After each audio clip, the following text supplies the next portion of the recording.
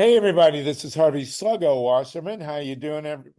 On January 29th, 2024, back for the 164th or 5th, I can never remember which, Green Grassroots Emergency Election Protection Coalition Zoom call. We've got a full agenda as usual, starting with 25 people. We're going to talk up front with a guy who's running for the Congress in Silicon Valley in California, who was policy director for Google, of all things. Hold here, make sure we get him. We had a magnificent discussion a few weeks ago with Nick Carderas, brought to us by CAMILLA REES, and I read his book, Digital Madness. It is really astounding, the impacts that we don't think about that have come to us from the digital mega monsters. And AHMED is a candidate for Congress in Silicon Valley. He was, as I said, a program director for Google. So we're going to start with that after we take a look at our guidebook. I see AHMED MUSTAFA, you're with us. Great to have you with us. We really we want to talk to you about your candidacy and also about Google. Yes. And I was just mentioning, I don't know if you know Nick Carderas, but we had an incredibly amazing session with him, and we want to discuss, as well as your candidacy, of course, we want to discuss your time with Google. You were policy director with Google, and I know Sergey and Paige would be otherwise, Larry Page, otherwise be glad to. They are Ann Arbor boys, by the way, so Okay. a certain kinship with Google. We're then going to go in the second half hour. We're going to be with Tim Judson from the Nuclear Information Resource Service. He's going to talk about there's really amazing developments at the Nuclear Regulatory Commission that everybody should understand, and also with small modular reactors, some major changes. Second hour, we're going to be with Wendy Lederman, who's going to fill us in on the latest insanity from Florida. And we're going to have Mike Bowers, a great environmentalist, with us. And then hopefully towards the end, we're going to just have a free standing discussion about the elephant in the room, which is Gaza and this latest United Nations decision. So stick with us, and you'll be able to once again speak your piece on this issue. I do want to say hi to Joel Siegel, and I want to congratulate the 49ers and the Chiefs. I'm a little tired of the Chiefs, frankly, but nonetheless, that'll be the Super Bowl this year. And as I mentioned in the prequel, we will have Bill Belichick on later to tell jokes and give us his famous smile. In the meantime, let's go. AHMED MUSTAFA, you are a congressional candidate in Silicon Valley. Is that right? Correct. Yes. And you have been policy director for Google. I was policy lead, so I led on misinformation, election integrity, and derogatory content. Well, those are all we're kind of, we don't do derogatory content here, but we Right. certainly do election protection. Right. And I will let you speak your piece, but we had, as I mentioned in the prequel, we had Nick Carderas on. We also had Dr. Epstein on to talk about various issues having to do with the impact of the internet. Dr. Correct. Epstein was brought to us by Camilla Reese, pretty much implied that Google, how shall we say it, loaded the dice maybe, or seemed to favor certain candidates, and that's very controversial.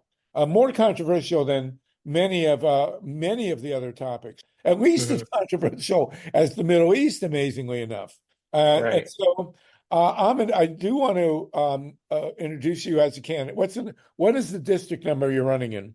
District 16, which includes Half Moon Bay, Palo Alto, Atherton, Saratoga, Los Gatos. It's a very unique district. It covers a lot of the Bay Area, but not necessarily in like one like kind of circular piece. It's a very long and kind of like cylinder looking Okay. district. Yeah. So how does it feel to be running in a district where half your constituents are microdosing? Sorry, I couldn't resist that. Well, let's talk about Google now. Okay. We've never had anyone who actually worked for in a high position in one of the major digital giants. So, can you tell us exactly what you did and what the political ramifications were? By the way, I should mention Keith Ellison, the Attorney General of Minnesota, was scheduled for today. I'm sure you all know that, and he at the last minute has to postpone. We will be rescheduling him, but we're really thrilled to have Ahmed with us, and then Tim Judson. So, Ahmed, tell us, what is the nature of what Google does that reflects on our political and our content lives here? Well, I think Google as a company, right, they don't want to take like specific external political stances. They want to have like the number one important thing for Google is to have a quality platform for its users, right? And so from Google's standpoint, I think some of the biggest and most difficult questions is how do you ensure a fair platform, specifically within elections, which is naturally very contentious? How do you ensure like that these policies that are launched from the company, specifically when it comes to like, I was working specifically with monetization policies, like when you have somebody at Google who is like a YouTube content creator or any kind of advertiser, how do you ensure that your policies are fair and strike the balance between what they're trying to promote and the kind of lines that we as a society don't want to kind of breach into, right? And so those are some of the big questions there with regard to misinformation, with regard to election integrity and climate change. Google as a platform itself would not, and I don't speak on behalf of Google. Let me just make that very clear. How long has it been since you worked at Google? I left in December. Oh, so that's last month. How long were you there? I was there for about 4.5 years. Wow. Amazing. Yes. That's really amazing. Yeah, so it was. You left basically to run for Congress. I left to run for Congress, so there would be no conflict of interest because of the kind of work that I did specifically, which is, again, elections integrity, misinformation, derogatory content. All of these kind of factors, whether it's election integrity or not, they do have implications and they do have crossover. And so I think when it comes to these matters, like there should be a clean break. And I wanted to really focus on my specific race and the values that I wanted to have without implicating the company, because I am my own individual and I don't speak for Google. I don't represent them. But I do have a lot of context and information for how can we, especially in this age of AI, and I think that is the thing that's scary, right? We all have looked at the news, and today I can actually make a voice in your likeness right now, in your image, in about a minute. Literally, all it's going to take is a minute. I can recreate your voice and start perpetuating things that say that this is you, this is who you are, and create like a fraudulent character in a matter of seconds. And if we don't have people in Congress who actually know how to handle and know how to do this without kind of there's two kind of elements here. Like when you're writing regulation for this, you don't want to gatekeep the technology to be within the top companies. You want to allow like some of the smaller businesses, the new startup companies to be able to thrive. So you don't want to create the type of regulation that will gatekeep. But at the same time, you want to have the guardrails in place such that anytime there is a sort of AI generated content, that we can automatically tell that this is AI generated, that this is not a human voice, that this is an AI voice. And like there's solutions, there's real solutions that day one in Congress that I would be able to implement in order to mitigate these risks, because I've worked with these companies, because I understand how they work. And I think kind of the danger is when you have tech illiteracy, and let me give you an example of the tech illiteracy. It's like if you ask a Google executive in Congress, if you're questioning them, which has happened, like why is like my iMessage not working this way? The Google is like, because it's an iPhone and we don't control that. And like, that's the level of tech illiteracy in Congress. And we shouldn't have that. We should have people that know how to protect us, who know the harms and can directly kind of answer these questions on how do we implement these guardrails and put them in place without stifling innovation. And I think that's key here. Well, what is it exactly And we have the most heated discussions we've had. We started 4 years ago in April of Hmm. 2020, Right. and we are started with election protection. So Hmm. I am really curious to know, what does Google do that relates to election protection? Well, I can't say some of the like things internally what it does, but I think some of the things Google has been public about doing is creating absolute transparency when it comes to elections here in the United States. Like every single ad that is related to an election, every single citation of an election candidate is in a transparency library for Google. And let me give you a crazy example of this. Let's say Kanye West runs for president. Every video I thought he ad, did. like I'm not going to speak for Google of whether they classify him.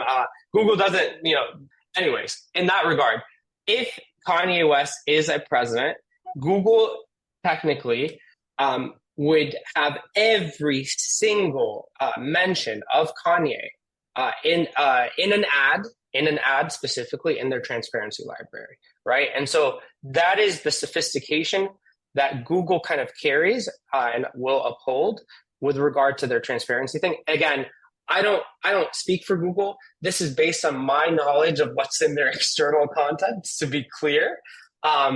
But that's kind of like that's how the policies function essentially. And with regard to elections integrity, like I think Google also has like a set of guidelines that don't necessarily only apply to elections, but they apply to everything, right? Because I think the danger about election ads in particular is they're naturally contentious. There's always going to be a winner and there's always going to be a loser. And when it comes to running an election, so the level of derogatory content is heightened. The level of like graphic content you'll see online, that's heightened. The level of potential misinformation, just because of the industry itself, is heightened. And I think like with regard to this, that increases the standard for which like these tech companies have to pay attention to ensure that these other kind of policies, which aren't elections, but when they cross over into that category, that they are handled completely from the get-go, that we do not like favor any certain party, whether it's a Republican Party or the Democratic Party or like specific local like unions or super PACs, et cetera, that everyone is followed by and abides in the same standards and is treated equally. And that's always a challenge, right? That you treat everybody equal. And I think Google, I don't speak for Google, again, to be very clear, but tech companies, that's the standard that they have to abide by. They cannot be in a world where there's any kind of bias. And so they're trying to eliminate that bias.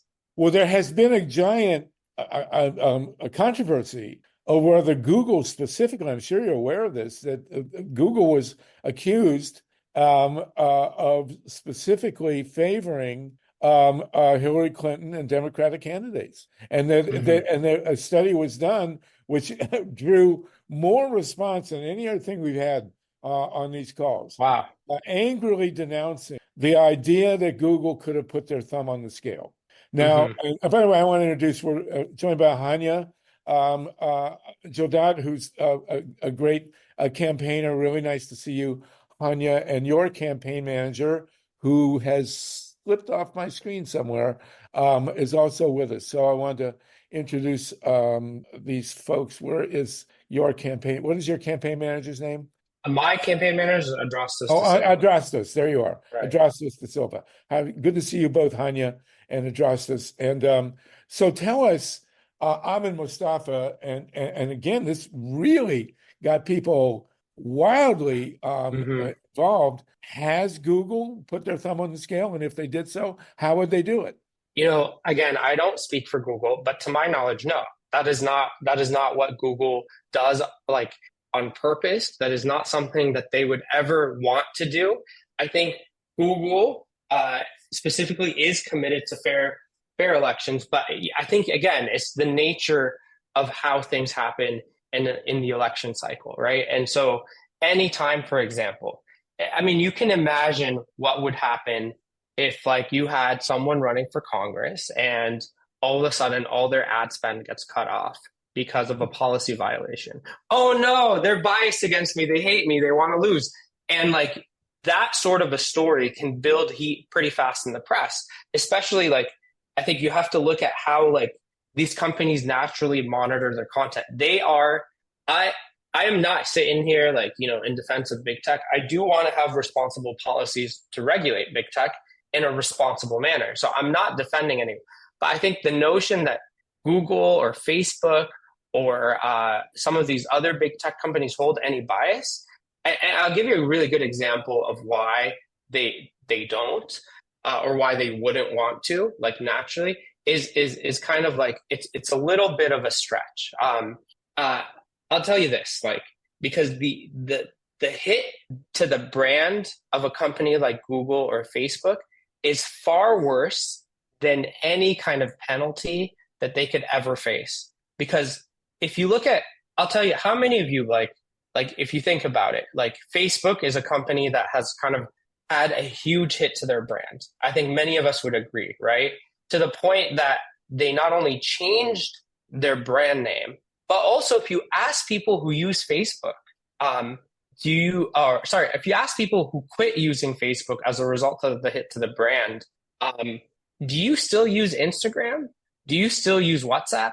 Many of those same individuals will say yes, which means that they actually trust the product, but they do not trust the Facebook brand. So they trust it's the same company. WhatsApp is the same company as Instagram. It's the same company as Facebook. They work in the same buildings, but the hit to the brand was so deep that not only did these companies start to invest in people like me who are policy leads and junkies and attorneys and all that stuff. So they started to invest in so much headcount to kind of mitigate these brand risks. They also, Facebook itself changed their name to Meta. Yeah. And that is so expensive. Like that whole thing is, a slap, like, I think the EU has like put like penalties of $5 billion on Google, $5 billion on Facebook and Meta in the past. And 100% those $5 billion penalties hurt. But what hurts more than the billions, several billions, probably, I would assess probably more than 30 billion maybe. And that's just a complete guesstimate. Dollars in terms of investing and changing their brand, the headcount it takes, the attorneys that they invested in, the new programs, the attorneys they laid off to hire new attorneys to focus on different specifics, right? All of that is a result of the major brand hit that these companies will take. And they do not, it's the worst thing that could happen to them is that they are accused of any kind of bias. They do not want to feel like they're putting the thumb on the scale. They're in rooms all day thinking about how do we mitigate bias, right? That's number one. Like you're fighting against like incidental bias in the company, and you're fighting against perceived bias, number two. So like the whole goal is to eliminate the incidental bias that you might have, like incidentally, like if you have reviewers in and I'm not talking about Google again, but if you have reviewers in other countries or localities, they may, like when regulating like nudity content, like in France, if you're regulating nudity in France, they may be actually more biased incidentally against. I think in France they're in favor of it. I will not comment. Let's get some hands. Ahmed, you're very articulate. It's really interesting to hear this. John Steiner and then Steve CARUSO. John Steiner and then Eric Lazarus after you. And go ahead. Okay. Can we hear you, John? Yeah, Ahmed, okay. Great to have you on, and thank you for being here. My question is, to change gears, are you running in the Democratic primary? And if so, who's your opponent? Yeah, I'm running. So California is a very interesting system. We got the jungle primary. So I don't have an incumbent. My incumbent is Anna Eshu, and she just retired. Okay. And so I'm running against 10 other candidates. And I think it's unique again. Like in my specific race, there's other candidates with like tech experience, right? Like I ran my own tech company, but I'm the only candidate in my race with actual big tech experience. And I think that's a big difference because I see how these companies function on the inside. And I think I can understand, like, how do we do this in a manner? How do we regulate in a manner that doesn't stifle the innovation, that doesn't stifle the jobs, that actually like increases the competition from the startups, because that is like brings us like competition. That's the best thing for America. And how is the primary going, and what kind of support are you getting, and what do you need from us? Well, your support would be incredible in terms of, you know, I wasn't going to ask, but like donations help, of course, but also kind of spreading my message and spreading the word that we're really running a campaign on responsible innovation. And we know how to actually solve the issues. So like you kind of talking about me, like what I'm about, and like encouraging us to kind of get more financing for our campaign to kind of spread this message that we need more tech literate people in Congress. I think that helps. Is all of this information on your website? Yes. Okay. Okay. Well, you have two great people with you, Hanya and Adrastos, so you're ahead of the game here. John, is there more you wanted to ask? Nope. Good. Just an old friend of ours, Harvey, who I think you know, Jim Garrison, actually ran against Anna Eshoo when she first ran many years ago, and she's been, I know, very good. Is she going to choose? Is she going to come out for anybody in the primary? Do you know? She has come out. So there's 10 candidates. She has came out for she has came out for a colleague of hers who's Joe Simidian. So you have a little bit of an uphill battle for public office. Yeah. Yes. Let's get like I say, this has been an incredibly hot topic for us. Thank you for that, John. And I want to thank again Camilla Reese, who brought Nick Kardaras on. Are you familiar with Nick Kardaras's work, Ahmed? Very briefly. Okay, well, you should look at his book, Digital Madness. Absolutely outrageous. And I hope you'll stay on when the call is over, because I need some help with my iPhone. Anyway, Steve CARUSO, and then Eric, and then Mike, and then Lynn. Steve? Aqua, great to have you. The last minute, of course, too. One of the recent things, back to Google, sorry, but there's, well, actually two things. AB 83, which is trying to limit foreign money influence via Citizens United. So they're saying anybody that's got foreign ownership beyond a certain percentage cannot donate to PACs. It has to be citizen-led. So that is a great step forward if we get, it's happening in California, AB 83. The other thing is Google AdSense also is like a machine. Obviously, all this is AI. The computers are doing the work. You can't put your hands on everything and control everything. Back through the back door at Google AdSense, people are taking advantage of the sales, the money, the marketing. These are bad actors getting through and doing that work. And I think the human intervention part of it has to be expanded. It's just like anything else. You got robots, you got people that have to take care of them. And all we're seeing are people getting laid off left and right from these big companies, but their profits aren't decreasing that much. I mean, obviously, they've gone overboard with how much money they're making. So I don't know if you could address that. I'm kind of all over the board here, but go ahead. Yeah, I think I think that's why we need. So we definitely need like. So I'll tell you some of the things that I want to push for. I think, and they address a lot of the things that you mentioned. So AdSense, you know, a lot of the things here is about data collection, right? And what we need is we need a global data treaty with, like, you know how we have the Paris Climate Accords? We need something like that for tech, that all the country, like, of course, like not every country is a great faith actor in the Paris Climate Accords, right? But like, we need something that every company signs on to with, every country signs on to with regard to specifically like AI and data.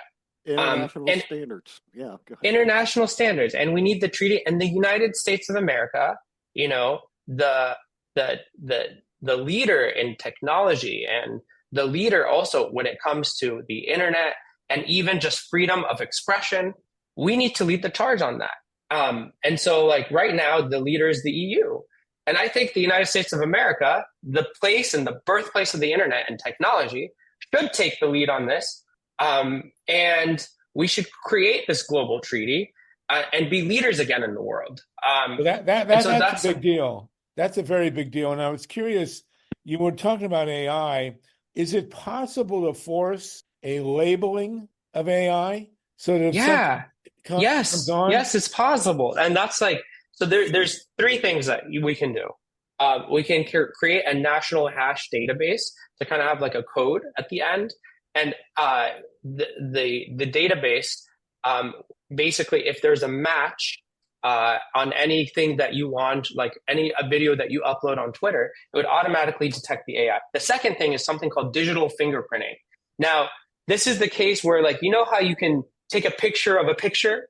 You know, yeah, you take a picture or like a screen recording of an audio. So in case there's nothing on the back end, like a hash, right? What we can do is have something called digital fingerprinting, which it's invisible to the human ear and invisible to the human eye. But deep inside, for example, on the pixels, a machine will automatically read super clearly, this was detected, this was AI generated. Or in the sound, when you hear it, it'll say this was AI generated. And the reason why we can't let, like, for example, just the big companies and have the guardrails to this is my roommate, my housemate in California right now. He has launched a Y Combinator backed startup that does live dubbing of your voice, right? And I'll get to this using AI. Why is this important? So he has a big startup company, like, bless him, I hope his company succeeds. That if I am saying, good morning, this is Ahmed, on your end, if you're a French speaker, you'll hear, bonjour, je m'appelle Ahmed, right?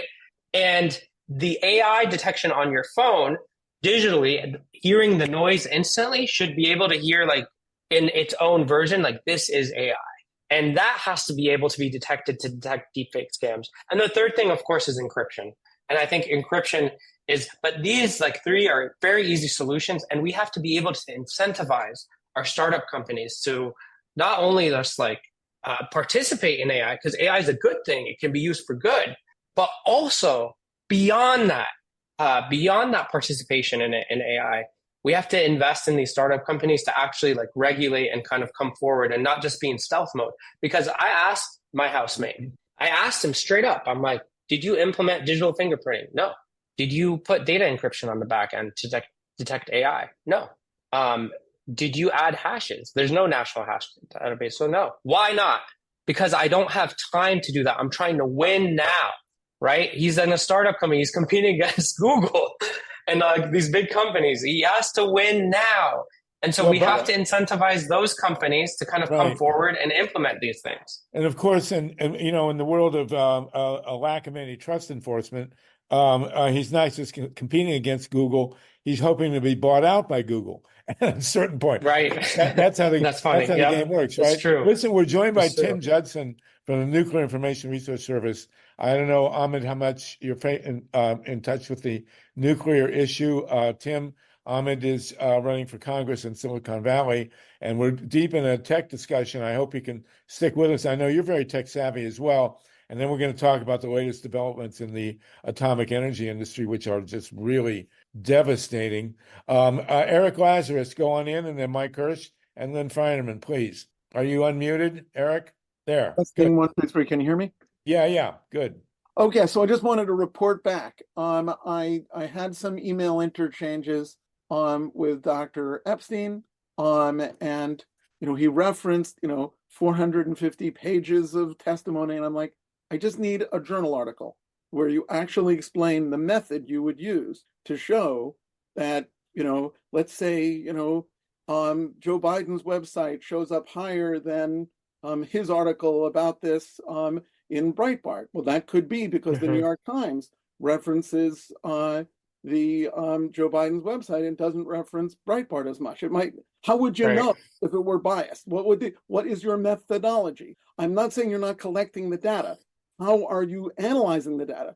And I've emailed him repeatedly, both at his email address and the one he says, if you want references to my articles, email here. I never get anything. So until he actually responds and explains the methodology, then I've got friends who are statisticians, and you yourself, Ahmed, may be qualified to look at a scientific paper and say, do these statistics look good? But it's obviously worth billions of dollars to Google not to be perceived, not to get what happened to Bud Light happening to them. I mean, the search is still the core of what they do.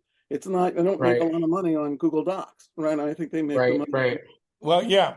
You'd think that they'd be killing themselves to try to not even the perception of bias. So until he can produce some science, I think we should hesitate, especially since he's trying to put pressure on Google to not say election day is on Tuesday.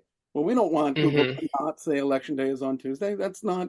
Okay. Yeah, I mean, there's the very nature. I think the interesting thing here is that the nature of politics. Like this is the question that we must all ask, right? When it comes to politic regulation, like the EU actually has something where they want to take any kind of political issue and kind of give that political issue transparency. But you want to know something crazy about politics is everything can be politicized overnight. Like things you never thought could be politicized overnight, like taking a vaccine can be politicized overnight. And I think that's the challenge, is like going to vote could be politicized overnight. And I think like even in the question of like, like I'm not talking about Google again, my tech, but I'm talking about my tech experience. But even the question of saying like, is the ad got milk political? Well, in Alberta, I think at one point, I think it was Alberta in Canada, there was one time where the farm workers there had a strike, and they were largely like cow owning farm workers. So like the question of got milk, is that political? In that case, for a little day, it was. Or like the question about vaccines. So I think it is tough to say that like, hey, like, in all the issues specifically, well, is there a bias? Well, like human beings naturally have biases, right? And like the data that's kind of coming into you is probably going to fit what you want to see. But again, like I don't believe, like I fundamentally do not believe that Google has specific biases when it comes to their ad monetization or their search even. Okay, that's critical. Eric, very quickly, and I want to see CAMILLA REES, if you want to make Can I just explain what I'm talking about to CAMILLA? Very quickly, Eric. Okay, right. I cannot have statisticians look at 450 pages of congressional testimony, and he wouldn't expect Okay, but congressional. Thank you, Eric. Thank you, Eric. I think we all understand, and you're right. We agree with you, Eric. He's not here. What I want to do with you, Ahmed, if you don't mind, and CAMILLA REES, if you want to jump in, we'll get a comment from you. Thank you for that, Eric. We need to have another session on tech. This is really, really fascinating stuff. Tim Judson is with us from Nuclear. Tim, can you hang with us for a while? Do you have to run? Yeah.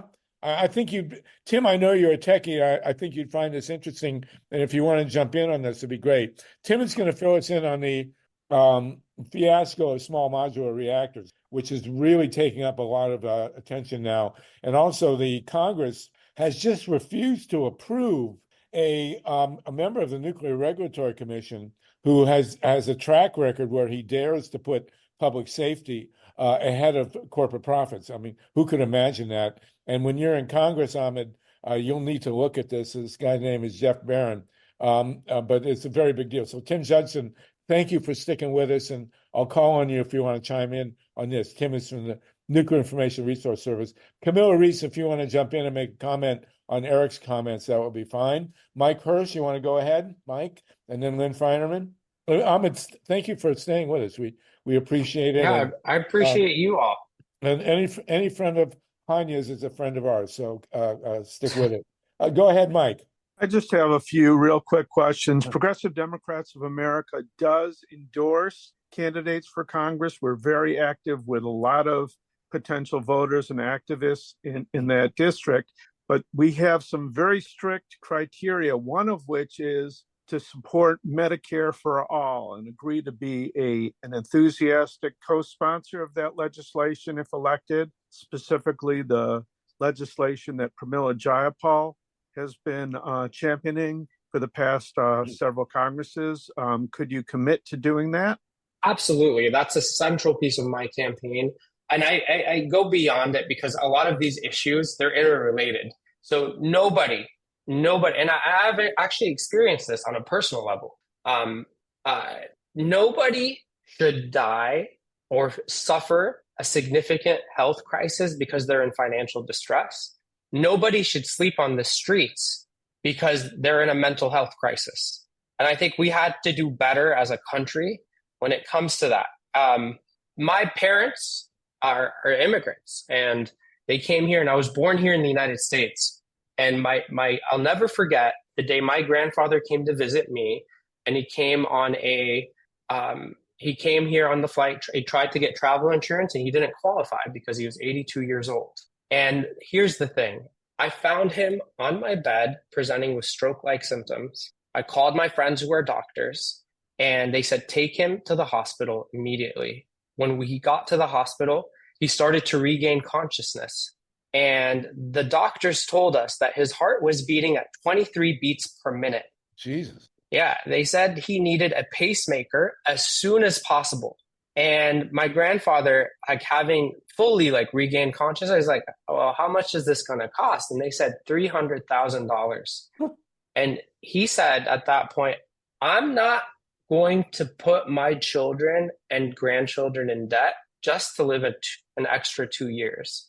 And I'm an attorney, and I know a lot of people who are doctors, so we were able to figure something out. But the question that I asked myself is, how many of those were afraid of the system? How many of those people who are undocumented ask the same question and walk out of that hospital? Yeah. The other question, of course, and thank you, Mike, for that. The other question. I have a follow-up. Oh, what's that? Mike, I have a follow-up. I do want to insert, and we have Tim Judson here, what your position is on solar energy and nuclear power, especially Diablo Canyon. But go ahead, Mike Hirsch, please. I'm the National Communications Director for PDA, and I just wanted to comment on your website. Overall, it's excellent, as would be expected from somebody like you who knows his way around technology. I would ask you to specify that you support Medicare for all as opposed to affordable care, and also regarding affordable housing. The question is affordable to whom and under which conditions. We're as Progressive Democrats of America, we use terminology specifically Medicare for all and housing as a human right. So if you tighten that up a little bit, I think you'll get some more clarity. And again, this is just language. There's nothing bad in what you have on your website. It just I think would benefit from a little bit more specificity. And we'll change that today. Thank you. Wow, that's you great. need to be directly in touch with Mike. And I assume you're posting. I don't look at the chat, but I assume you're posting in the chat the link to your website. I will not cross-examine you right now about Diablo Canyon and renewable energy. Hanya knows my feelings on that, and if you need an education, we'll give you one. But we will. I am going to. You're great, and I'm going to convene. We want to get Nick Carderas back. We want to get Dr. Epstein back. We know that Eric and others have had a lot to say about this issue, which is really fascinating. And again, I do need help with my iPhone. If you can come over after the call, that'd be great. Lynn FEINERMAN, please. Lynn, by the way, we have 56 people on the call, and Ahmed, we are live streamed. We are rebroadcast on a Progressive Radio Network, and this interview is posted permanently on our archive, so you can always use the full video. Lynn FEINERMAN, please. Lynn, by the way, is a very influential talk show host. It's great to have you on with it. Go ahead, Lynn. Thank you. That's kind, Harvey. I'm going to ask you, Ahmed, if you were a representative already, would you be a co-sponsor and or be signing on to Cori Bush's ceasefire proposal? Yes, I would. I know that, I would say this, I would, and my vision is that, every child in Israel and in Palestine should have to wake up tomorrow morning and think about homework and the toys that they have, and not necessarily about rockets and how to survive without any family members. And I think that the best thing in terms of security for the state of Israel is a sovereign and a Palestine where people have problems to think about that are not necessarily related to life problems. And so I would support that. Oh, very good. Thank you. Camilla, I'm trying to unmute you. Camilla Reese, if you want to pipe in, we're glad to have you speak. Oh, there we go. I think I got you unmuted. Yeah, go ahead. I just want to make sure that covers Lynn's question. And Camilla, Lynn, are you good? Okay. Yeah. Camilla Reese, please. Camilla. Yeah, hi. Oh, no, I just wanted to say what I had put in the chat, which is that for anyone looking for Dr. Epstein's research, you don't have to go through those 450 pages, although it is submitted to Congress, although their studies are in there.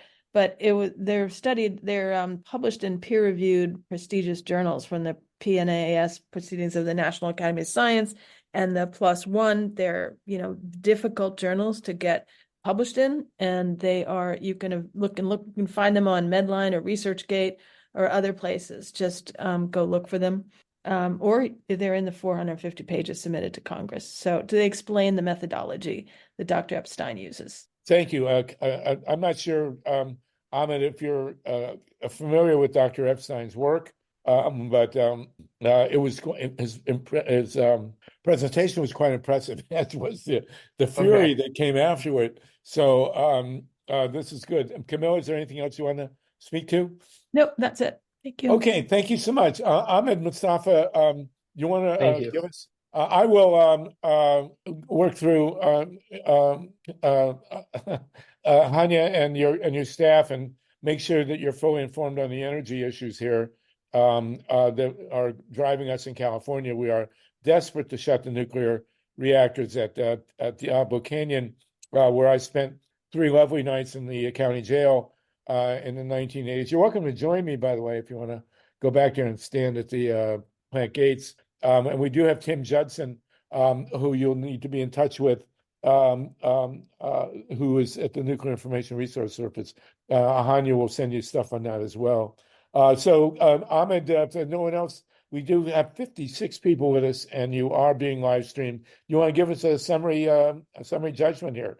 Yeah, I would say my campaign is a campaign about human dignity and support for human beings to feel like they are human beings, that nobody should sleep on the streets, like I said, because they're in a mental health crisis or in financial distress, that everyone has access to essential care, that reproductive rights are essential care, with that people who grew up like I did, who were my neighbors, my classmates, who happen to just have a status that's called undocumented, should be treated as people. And I think for me, that is the essential kind of piece of my campaign, is we need to have human dignity centered in the halls of Congress, such that people know that human lives matter, regardless of who those lives are. Like I would support the DREAM Act, I would reinstate DAPA, I would expand asylum laws, not just to people who are escaping persecution from a government, but to those escaping persecution from a gang or a cartel, to those escaping persecution from climate change as our islands begin to sink across the world. And so my campaign is about human dignity and responsible innovation in tech. And I really, really appreciate your time. I just wanted to note this, I'm also a women's rights attorney. I represent survivors of sexual violence at Stanford University in a clinic called the Survivors Pro Bono, where I teach 10 students how to handle these very difficult types of cases. And so that's also a big issue that I want to stand on, is reforming Title IX such that it is more survivor friendly. But thank you all so much. Thank you. And Before you go, Ahmed, before you go, Camilla Reese, did you have something additional that you wanted to add? Camilla Reese is one of the... Yes. Yes, I was just curious. One of the things that sort of troubles me a lot about technology is the privacy invasion and the profiling, marketing, and what Shoshana Zuboff at Harvard has called, the age of surveillance capitalism. And she talks about the need to fight for a human future. So you're talking about, a human future as well, but I'm curious what your thoughts are in terms of the data collection on us and the privacy invasions, and what your position would be to address that. Yeah, I absolutely believe that our public, when it comes to any tech company or any entity in general, needs to be fully informed on the data that is collected on them. And we should probably also expand it such that there are reasonable restrictions on timelines. Like you shouldn't, even if I consent and I'm okay with you having access to my data, that period should expire after a certain period of time. And in some jurisdictions it does, but we need to have really like a global, like I said, a global treaty, not just a national standard, but a global treaty on tech. I'm interested also in the possibility of labeling on AI. You know, AI has really become such a big deal that the idea of forcing a labeling on it would help, wouldn't it? Or is it impractical? We have to. I think that's essential. It's something that we have to do because we're not going. Not only the thing that people don't realize is not only is AI going to get much easier and easier and easier to generate, but it's also going to get like so accessible for everyone to be able to do. And so like having guardrails established to be able to have AI detection is going to be huge because it's going to get better and better and better and easier and easier and easier to generate. That would be really tough to enforce. We're going to have to talk about that more. That is a very big deal. Ahmed, you've been a great Ron Leonard, very quickly. Ron, did you have something you wanted to say? Ron's a regular with us about labeling AI or anything else for Ahmed? So Harvey, I got a real simple solution. The label for AI is you hold up your hand, and if you have more than 5 fingers, you're an AI. Actually, literally, it's the Trump picture. I don't know if we can reproduce this. We couldn't invent it. Of course, Ron knows about this. There's a big Trump has put out. You know who Trump is, right? Trump has put out a throughout the internet a thing of him sitting in the church like this, praying. Right. And his hand, both of his hands, has 6 fingers. Right. Have you seen that? Yes. Yeah. Actually, right now, like the things that AI makes mistakes on when it comes to generative content. But again, I think the scary thing is going to get better. But it's like your fingers, your teeth. People will have like 1 million teeth or less teeth. Like George Washington. Yeah, like George Washington. True. And so, but this is our first iteration, right? This is just the beginning, and it's already so good. So not only is it going to be more accessible, like I think the scary thing is like we're hearing about the deep fakes, about the voices, right? About people being presented as their son or their daughter and calling for fraud scams. We are already, because I can do this right now, and I can literally bring it. If you invite me on another meeting, I can do it to one of you all. We're getting to a state where I can do this on FaceTime. I can get your image and likeness in a video and kind of create that content and do so relatively quickly. I mean, the quality isn't perfect, but the quality of the sound is more than perfect. It sounds more real. Like when I was showing a friend of mine the other day, his voice sounded more like him than if I told him to script it. And I think that's the scary thing is like, it was attuned to how he would say it in real life versus me telling him to read it. And I think that is what's really terrifying. Wow. Camilla, is that a legacy hand, or did you want to add anything else? No, I have another question. I hear you that Tim Judson, we'll get you in a sec here. Go ahead, Camilla. I hear you that you think that people should be informed about what's being collected on them, and there could be restricted timelines. But I'm just wondering if you think there's any way for people to either opt out of the algorithms and the tracking, or one thing that I know has been proposed is that in order to create more competition in search, because Google controls about 90% of search, as I read, so they're incredibly powerful in terms of the data generation about us. One suggestion has been that maybe Google ought to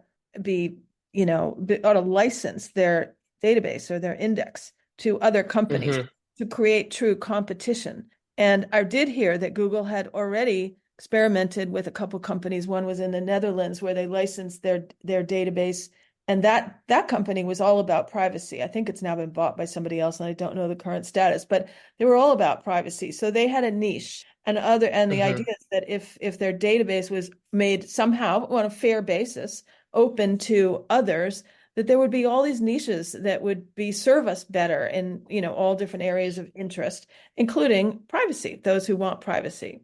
Mm-hmm. And like in a lot of ways, you can already opt out, and I think you are allowed to do so, and you have rights against these companies to have them delete your information. But perhaps like what we should have is more clarity on this, right? Is like, and more knowledge on how easy it should be. I can kind of like, if you invite me back, I can kind of give a better rundown of all of that, and like how, like when it comes to data, you can kind of protect yourself and have that data be removed and such. All right, as well. we will invite you back. Consider it done. We'll see if we can get you on with Nick and with Dr. Epstein. You, of course, when you come back, you will get a full lecture on renewable energy and shutting down all the atomic plants, which is what we're going to go to next. So thank you very, very much for being with us. Thank you for coming, and good luck with your campaign. And you thank you very much. You can also, when you come back, explain that painting behind you. I'm still trying to figure it out, but it looks very intriguing. Oh yeah, I mean, this is there's a long story behind it, so I'll give you the all rundown right. as well. When you come back, you'll tell us. Thank you very much. Okay. Really great to have you. Thank you all. Take care. We have 57 everyone. people with us, and we also have the great Tim Judson.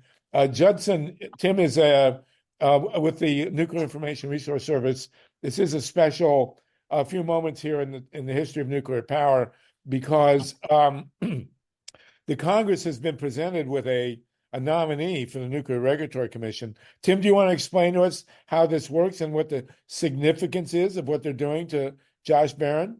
Well, it's actually done, Harvey. So I think we can talk about it in the past tense. And I actually need to jump for another commitment at 6 o'clock, so we can do this rapid fire style. All right. But yeah, so the Nuclear Regulatory Commission is the federal agency that was created to regulate the safety of nuclear power plants and radioactive waste in the U.S. And there's 5 commissioners on the commission. They're appointed by the president. There's supposed to be a balance of either 2 Republicans and 3 Democrats, or vice versa. And one of the commissioners who's been there for the last 10 years and really has been one of the most consistent voices for safety, as opposed to sort of what the industry wants, as far as rolling back regulations and standards, has been this Commissioner Jeff Baran. His term expired last June. Biden put his name forward for reappointment at that time.